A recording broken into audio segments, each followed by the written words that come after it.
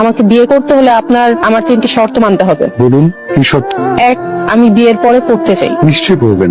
2 number শর্ত, আমার অনেক বন্ধু বান্ধব আছে, তাদেরকে আপনার সহজভাবে মেনে নিতে হবে। আমার কোনো সমস্যা নেই। 3, আমি কখন বের হই আমার ব্যক্তি স্বাধীনতায় বাধা দেওয়া যাবে না।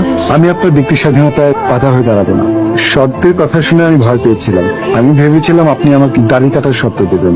যদি আমি দাড়ি কাটার শর্ত দিতাম তাহলে? এই শর্ত দিলে তো রাজি হতাম না। আপনাকে তো বেশ সুন্দর লাগছে। এই সংসারটা আপনার, যা যা লাগবে আমাকে বলবেন, আমি ব্যবস্থা করে দেবো।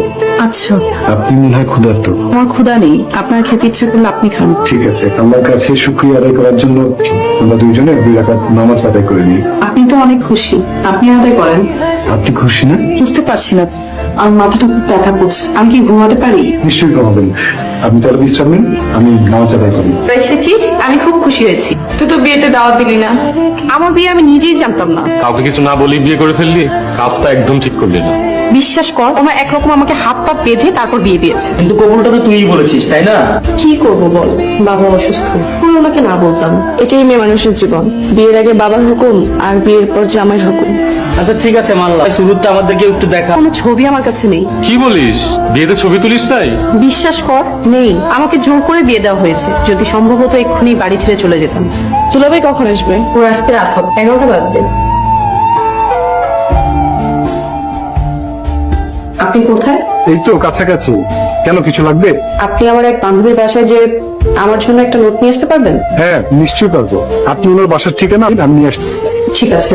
ওর নাম শায়লা, ও পুরান ঢাকাতে থাকে। তো ও তোকে ফোন দিলে ম্যানেজ করে নিস। তুই এমন করছিস কেন আমি বুঝতে পারছি। আমাদের আড্ডায় ভাইয়া থাকলে সমস্যা কি? যাকে ভাইয়া ভাইয়া বলছিস তার শুরুতে কি? এই দেখ, এইরকম একটা লোকের সাথে আমাকে যায়। দোস্ত, ভাইয়া তো দেখতে হ্যান্ডসাম, আর দাড়িতে তো ভাইকে খুব সুন্দর লাগছে। হ্যান্ডসাম না করছু, খ্যাত একটা। তুই আমার ভালো বান্ধবী, তাই তোকে বললাম। প্লিজ তুই কাউকে বলিস না। হ্যালো, আমি জাহেদ, তন্নির হাজবেন্ড। আর তন্নি আপনার বাসার ঠিকানা আর ফোন নাম্বারটা আমাকে দিল। আমি আপনার বাসায় আসতেছি। আপনি আসেন। জি, অবশ্যই আমি আসছি। এরকম ভাবে আচমকা জড়িয়ে ধরলেন কেন? নামাজ কালাম পড়েন, একটু ভদ্রতা জ্ঞান নেই আপনার? এসব তুমি কি বলছো? তুমি আমার বিবাহিত স্ত্রী। তো কি হয়েছে? আমি কারো হাতের কাঠের পুতুল নই যে যখন যা ইচ্ছা তাই করবে। জাস্ট একটু ক্লোজ হতে চাইছিলাম। তোমার আপত্তি থাকলে বাদ দাও। আমি অসুস্থ আর আপনি আছেন ফুর্তিতে। তুমি অসুস্থ? কই, আমি জানতাম না তো। কেমন স্বামী আপনি, যার স্ত্রী অসুস্থ আর সেই খবরই আপনার নেই? এই সুযোগে আমি কখনো পাইছি তো 3 মাস ধরে। তুমি একটা বার আমাকে বোঝার চেষ্টা করছো। এটা কি আমার দোষ? যাই আপনি একটা খ্যাত আনস্মার্ট টাইপ লোক। আপনার সাথে আমার চিন্তা ভাবনা, স্বামী হিসাবে আপনি ব্যর্থ। আমি যে পুরুষ স্বপ্নে দেখেছি সেই পুরুষ আপনি নন। এই সংসার চলছে ঠেলা গাড়ির মতো করে। এই বাড়িতে আমার দম বন্ধ হয়ে আসে। তোমার ভালো থাকার জন্য আমি আর কি করতে পারি? এটাও কি আবার বলে দিতে হবে? তুমি? কি হয়েছে? আমি অফিসে যাচ্ছি। তো আমি কি করব? দরজাটা লাগিয়ে দিও, আসি। জায়গা আপনি কোথায়? আমি অফিসে। তুমি কোন সমস্যা হয়েছে? বাবার অবস্থা বেশি ভালো না, আমি হসপিটালে যাচ্ছি। আমিও আসছি। কোন হাসপাতাল? তুমি? বাবার কি অবস্থা? বাবার নেই।